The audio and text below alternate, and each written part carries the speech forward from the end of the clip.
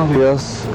El motivo de esta entrevista que nos ha concedido en Buenos Días el presidente Rómulo Betancourt es la reedición por Seix Barral de 3 de sus libros en esta caja: el gran libro Venezuela, Política y Petróleo, América Latina, Democracia e Integración, y también El Petróleo de Venezuela. Los 3 se obtienen juntos en esta caja.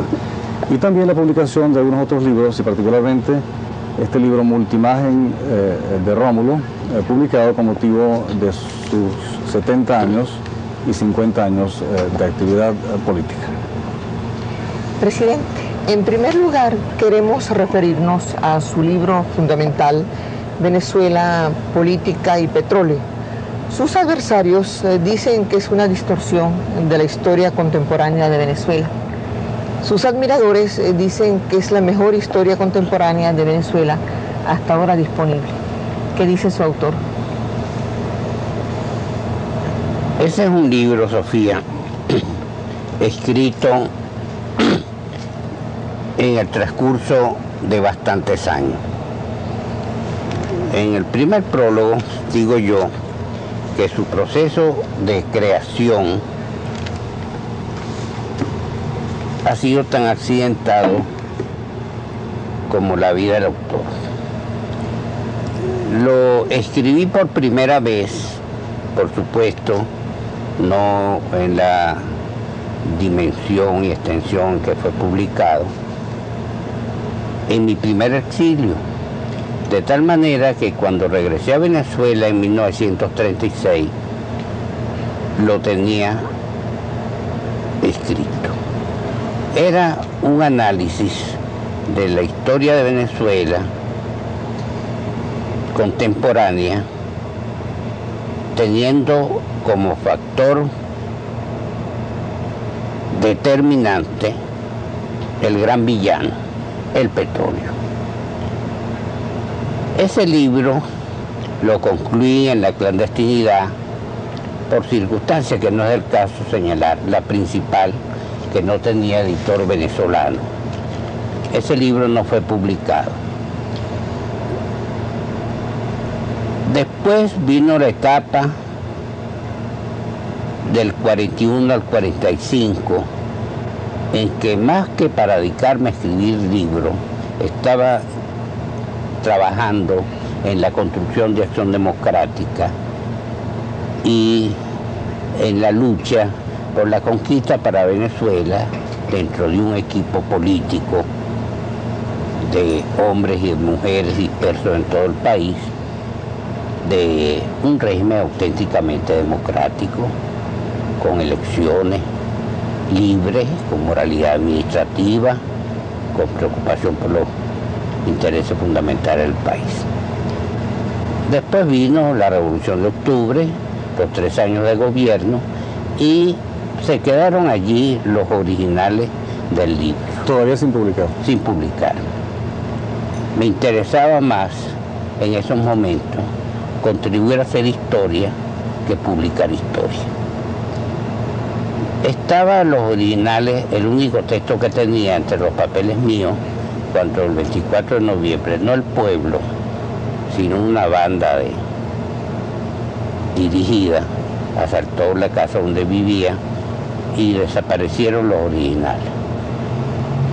Fue en el exilio, en el segundo exilio, en la época de la dictadura de ese señor que nunca nombro, cuando escribí el libro.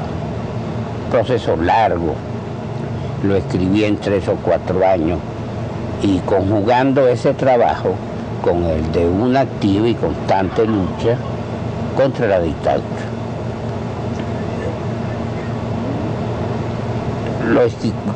Comencé a escribir en Washington, lo escribí después en Cuba, otra vez en Puerto Rico, en Costa Rica, y por último lo terminé en Puerto Rico. Se publicó en 1956 por el Fondo de Cultura Económica de México. lleva ya como 6 o 7 ediciones y esta es la definitiva. Ahora, este libro está incompleto puesto que solo llega hasta la dictadura perejimenista y la lucha clandestina contra esa dictadura. ¿Cuándo tendremos el complemento? El complemento sale. El petróleo de Venezuela, uno de los libros ahora publicados por Sey Barral, es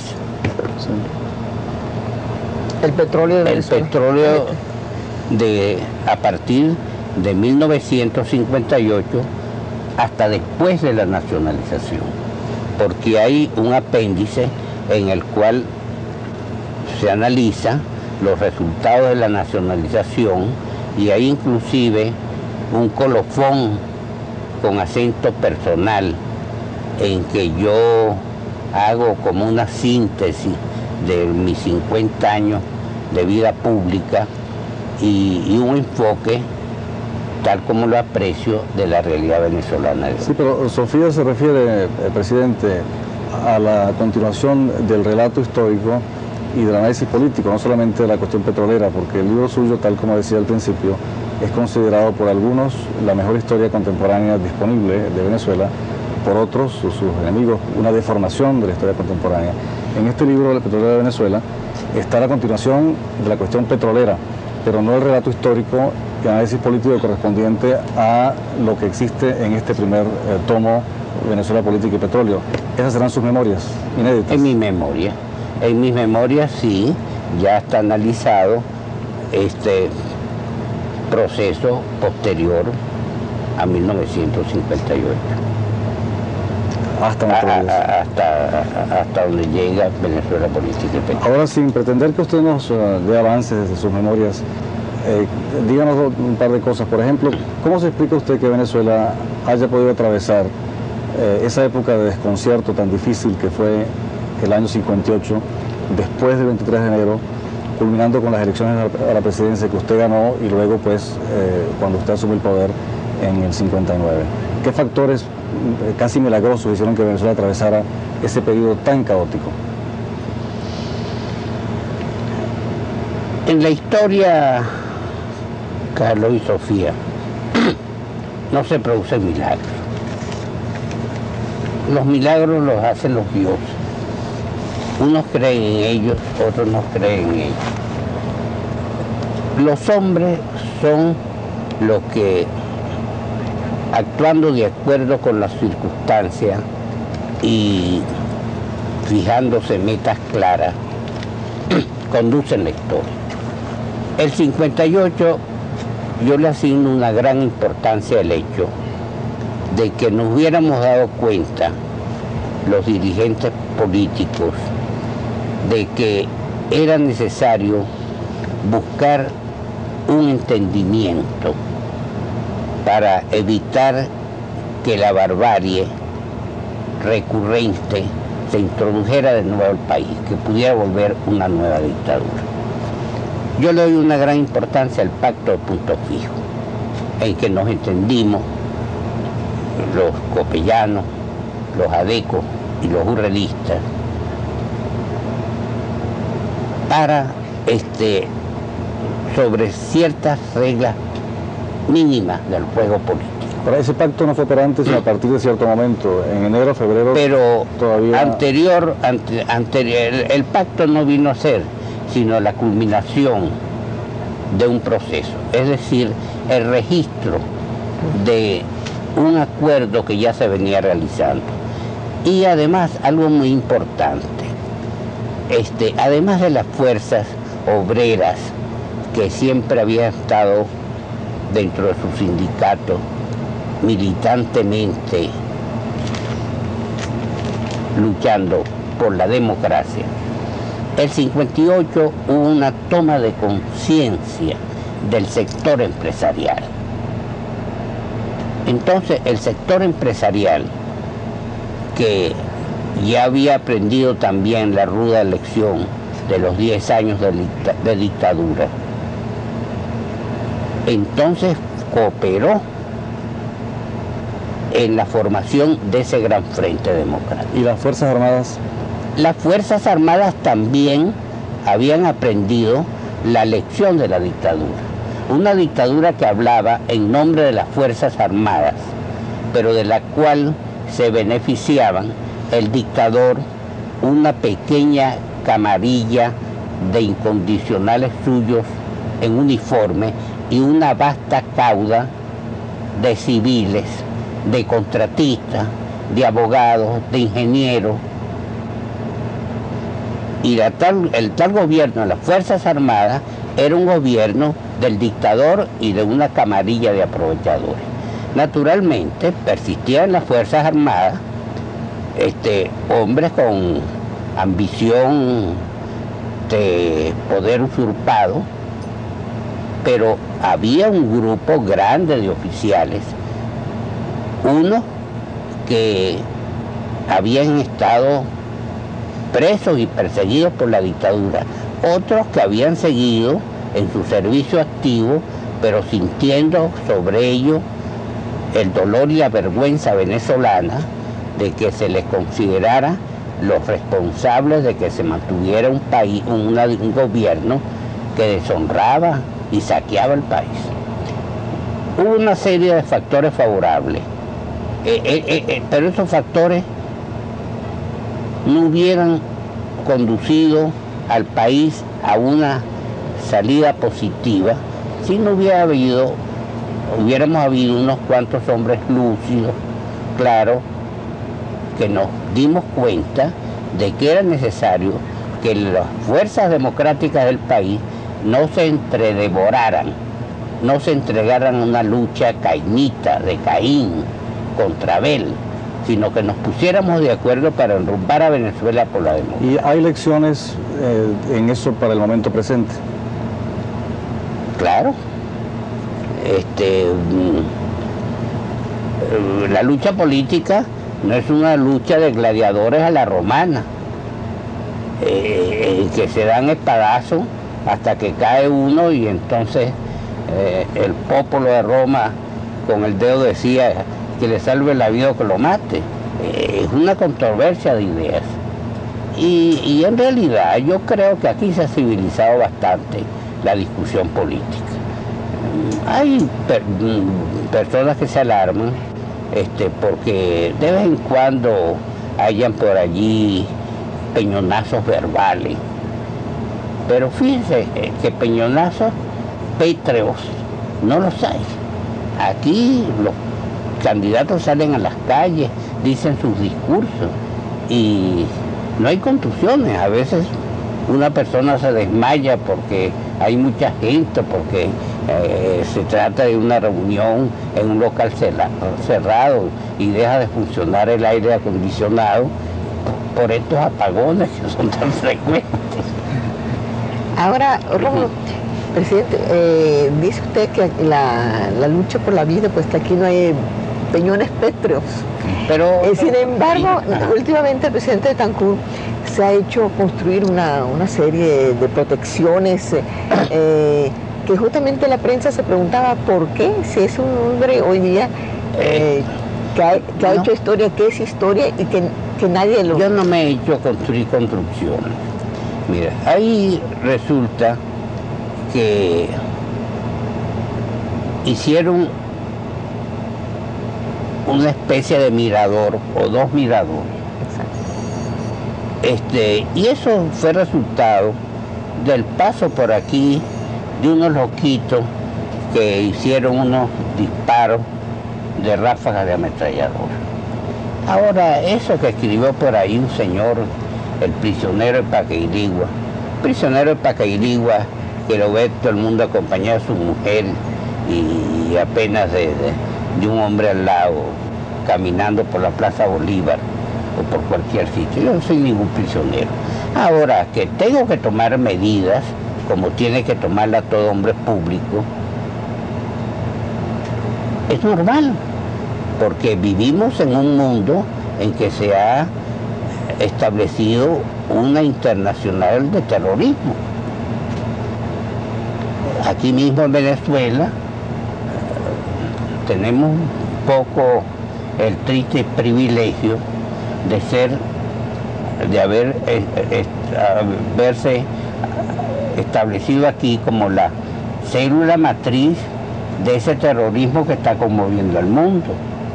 Porque en los años 60, cuando se estaba secuestrando aviones, se secuestró uno y se llevó a Trinidad, cuando se secuestró a Estéfano, cuando se secuestró al coronel Moller, cuando se asesinó en una forma tan cruel como han asesinado a Moro, al señor Irribarren Borges, que era un buen ciudadano, que inclusive había ido a comprar pan a una panadería manejando su automóvil, vistiendo una pijama.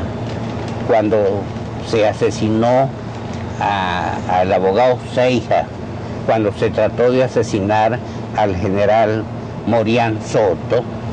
Esos son los antecedentes del terrorismo que ahora está conmoviendo al mundo. Era en la época de mi gobierno y en la época del gobierno de Leoni. Y eso en Europa, no sé, yo creo que ustedes estaban, o por lo menos viajaban mucho en Europa. Eso lo registraba la prensa como una manifestación del pintoresquismo latinoamericano. Por ejemplo, publicaban eso como que publicaban que había nacido en un hato de la Argentina un becerro con dos cabezas, ese concepto que se tenía en Europa. Y el terrorismo había comenzado en América Latina. Y había comenzado en América Latina porque era un trasplante del terrorismo cubano.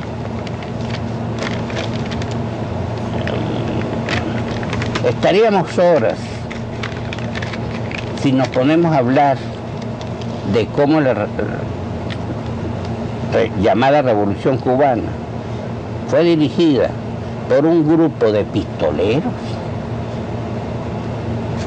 que se iniciaron no leyendo libros de teoría marxista, no haciendo proselitismo político, no organizando partidos políticos, sino como jefes de bandas de secuestradores universitarios, bandas de universitarios secuestradores. El señor Fidel Castro es el personaje a quien describe Rómulo Gallego como Justo Rigores en su novela cubana, Una brizna de paja en el viento. Justo Rigores era un señor que Fidel Castro, y tal como se lo describió a Gallego, su entonces adversador Raúl Roa, profesor universitario, era jefe de un bonche universitario, de gente que estaban en un filo de cuchillo entre el Robin Hood de la leyenda inglesa, perseguidor de los ricos en favor de los pobres, y el atracador puro y simple. En una calle muy central de La Habana, Fidel Castro y sus amigos abatieron a balazo a otro líder universitario llamado Manolo Castro. Otro día secuestraron para quitarle $1 millón a Julio Lobo, el zar del azúcar. Ahora, esos métodos fueron trasladados a Venezuela por los agentes del quintacolumnismo castrista en nuestro país. Ahora, vamos a pasar a otros temas que no sean tan... Yo quería preguntarle por el otro de estos 3 libros que Saiz Barral ha editado, el que se llama Rómulo Betancourt, América Latina, Democracia e Integración, ¿no? Este libro compendia sus ideas sobre los problemas de América Latina. Sí. ¿Y diría usted que esas dos palabras, democracia e integración, definen nuestros problemas? Claro. La necesidad de estabilizar la democracia como sistema político y la necesidad de lograr la integración económica. Sí. Es decir, y América Latina no podrá realizarse si no es una América Latina en la cual sus países vivan dentro de un régimen democrático y representativo de gobierno, producto de elecciones. Bueno, esto es cierto para América Latina y para el mundo, pero vamos a situarnos dentro de nuestro ámbito geográfico histórico. Ya América Latina, durante sus 150 años de existencia, ha experimentado lo que son las dictaduras, bajo distintos matices. Dictaduras fascistoides como la de Pinochet, dictaduras comunistas como la de Cuba, dictaduras sin marbete definidor, sino dictaduras macheteriles, podríamos decir, como la de Somoza.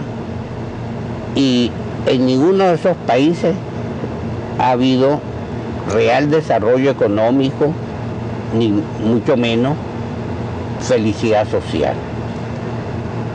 Y desde el punto de vista económico, seremos inaudibles, unos enanos, 20 enanos, que no se nos escuchará en el mundo mientras seamos un archipiélago y no estemos federados e integrados. Ahora, la integración pasa por la democracia. No puede haber integración económica sino entre gobiernos democráticos, porque la integración económica implica, la integración económica y cultural implica aceptación por los pueblos de esos procesos. Perdón, presidente, pero justamente en este libro hay una defensa de lo que usted está diciendo, la llamada doctrina Betancourt, como algo vigente y de necesidad de proyección futura. Sí. Pero en una entrevista que recientemente hicimos al expresidente Caldera, dijo él que aunque desde el punto de vista de los principios la doctrina Betancourt estaba justificada, en la práctica había sido más bien perjudicial para Venezuela y que él cuenta entre sus aciertos haber suspendido su aplicación. Me parece que eso es muy importante explicarlo. Bueno, yo soy un gran estimador y admirador y amigo del presidente Caldera, pero estoy en absoluto desacuerdo con esa tesis de Caldera. La doctrina, yo no soy profesor, yo soy político. Yo diría la posición Betancourt y no doctrina Betancourt fue la de no establecer relaciones con gobiernos que fueran producto del derrocamiento de regímenes legítimos porque habían surgido del voto. Entonces Venezuela no mantuvo relaciones con los gobiernos de facto. Ahora, esa posición, como dice el doctor Caldera, está perfectamente ajustada a la Constitución de la Organización de Estados Americanos, que dice en su artículo 5 que es una reunión de gobierno producto de elecciones universales por el sistema del gobierno representativo elegido por el sistema de sufragio directo, universal y secreto.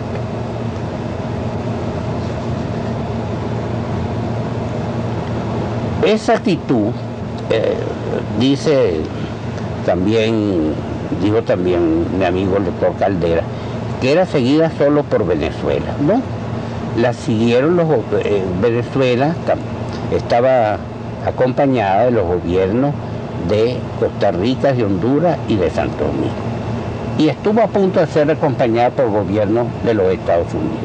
Antes de la muerte de los balazos de Dallas, Kennedy en persona redactó un comunicado de su gobierno retirando las representaciones diplomáticas en Honduras y en Santo Domingo cuando fueron derrocados los respectivos presidentes electos, Villeda Morales y Juan Bosch.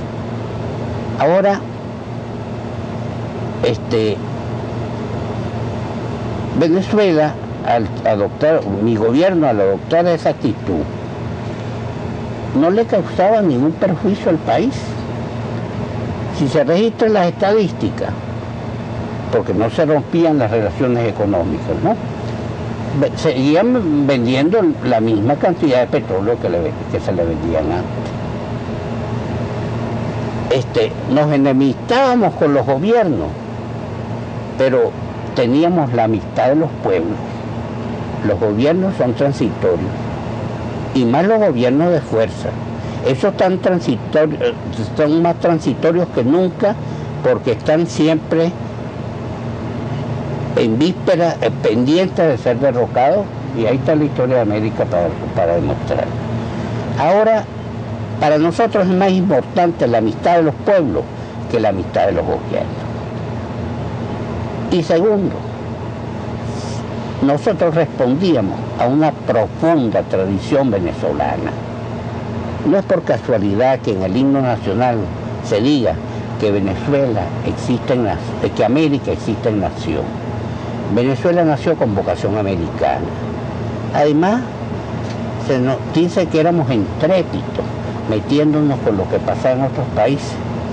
Pero sí que nosotros, en los genes de nuestros abuelos libertadores, está la intrepitura.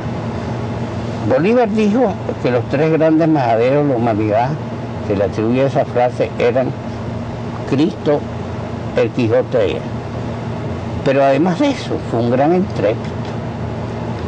Se montó sobre su mula pacitortera, se llevó a su pueblo detrás, no se limitó a que estuviera libre Venezuela en el segundo Carabobo, sino que fue libertando pueblos hasta Bolivia. ¿Y usted encuentra que mientras no haya democracia no se podrá avanzar entonces en la integración? No se avanza en la integración. Mire, cosas concretas. Este señor Somoza, Anastasio Somoza,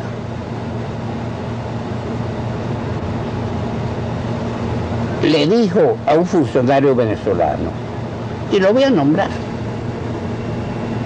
a un excelente economista, un joven economista, José Manuel Sucre Tría, actual embajador de Venezuela en Londres.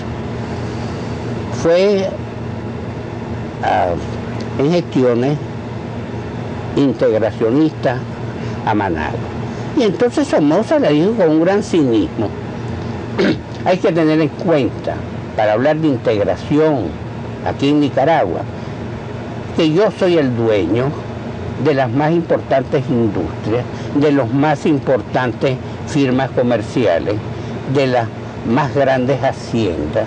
Entonces la integración pasa por Somoza. Ven el caso de Pinochet. El Pacto Andino ha recibido del gobierno de Pinochet lo que en venezolano diríamos una puñalada trapera, porque ellos desconocieron el artículo 24 del Consenso de Cartagena, que limita la entrada de capital extranjero. No la limita, la regula en favor del desarrollo de una economía nacional y latinoamericana no dependiente de las multinacionales. Entonces el Pacto Andino está caminando a paso de tortuga y la CELA está caminando a paso de tortuga. Los avances que se han hecho en la integración son muy pequeños por la existencia de las dictaduras. Y esto, la vieja Europa lo ha entendido muy bien. Por eso en Europa, desde 1945, cuando se comenzó en Roma la integración europea, se estableció una cláusula que no podían formar parte de la Comunidad Económica Europea, sino los gobiernos del mundo. Y por eso España nunca pudo entrar. España ni Portugal. Y en 1976, cuando los coroneles griegos derrocaron al gobierno del rey Constantino, ya estaba en víspera de ser aceptada Grecia al mercado común como asociada. Sin embargo, eso fue paralizado.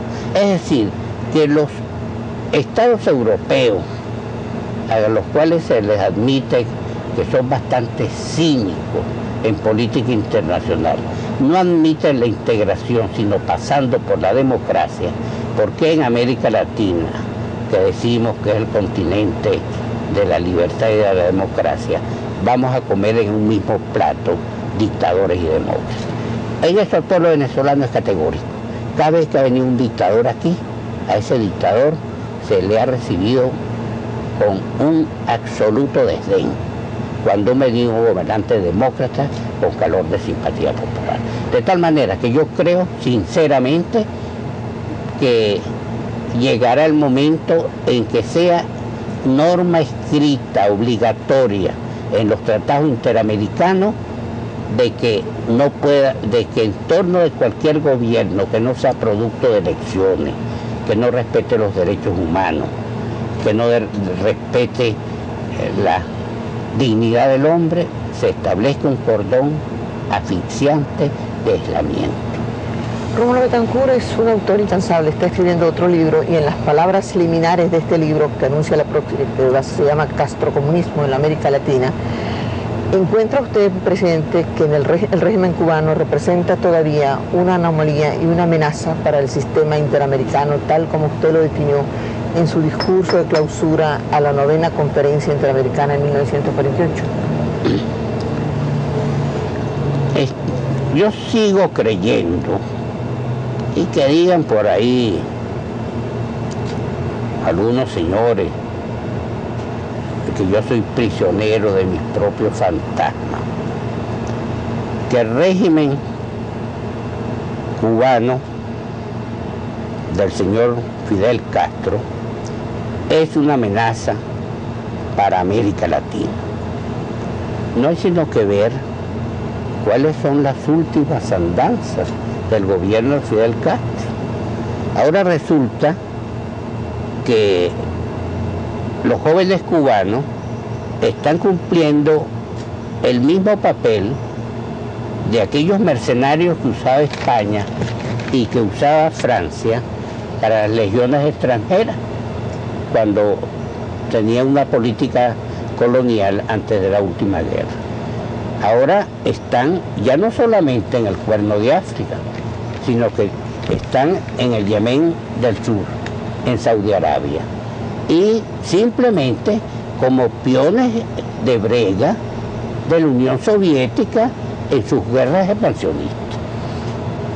Ahora, en el Yemen del Sur, este es un sitio estratégico en el Golfo de Adén para ser